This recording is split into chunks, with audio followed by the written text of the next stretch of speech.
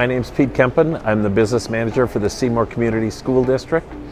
This is my 15th year in the district, but only 5th as business manager. Prior to being the business manager, I was a principal at an elementary school in Seymour for 10 years. We are a hard-working blue-collar community. The school is the centerpiece of the community, so there's always things going on, whether it's sporting events or home of the hamburger or fire department, anything going on, the community rallies. Typical day is I'll get to the office about 7:15 in the morning, make sure that the buses are going. 8 o'clock the day starts for students, so I like to be in the hallways. Even though I'm the business manager, there's still that principal part of me that wants to be out and mingle with them and get a feel for how the day is going to go. I'm known in the district for telling jokes, so I always have to have a fresh joke ready to go every day.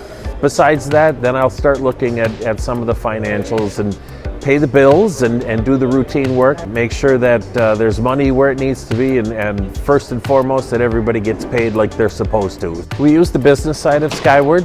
We transitioned just over a year ago, so it's still new and still trying to figure out all the different things that we can do with it. It is one of the first programs I open right away in the day to make sure that everything's up and running. I use it to pay the bills, do the invoices. My assistants do with payroll and accounts payable. Then I'm always trying to look forward. What do we need to do to improve the staff, support the administration to get the job done for the kids? Where are we not now, but 2-3 years in the future? It's critically important that we are always looking ahead so that we don't get caught not being prepared for what's going to happen. One of the things we're really working on now is moving from paper to electronic. If we can save time, that saves money. And in the eras of budget cuts and not having enough resources to get to the kids, every dollar we can save on the administrative side is a benefit to the kids and what we can provide for them. I think people would find surprising that it's not always a no answer when they ask for things. It's important to label priorities and make sure that the right things get funded, but that doesn't always mean that you always say no as a budget manager. It needs to fit the purpose of what we're trying to do.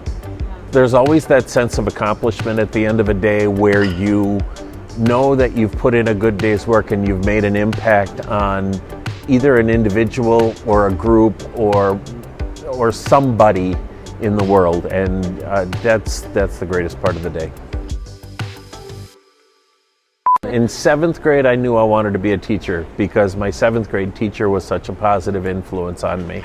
She was so inclusive. She always had a warm heart for whomever was needed a hug or needed that little push, but yet she wasn't a pushover. So it was important that we knew what the rules were.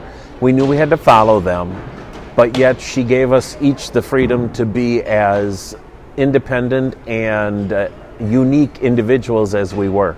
You go into days always trying to do your best and doing your best every day for kids. So it's a choice of what attitude you bring to the table.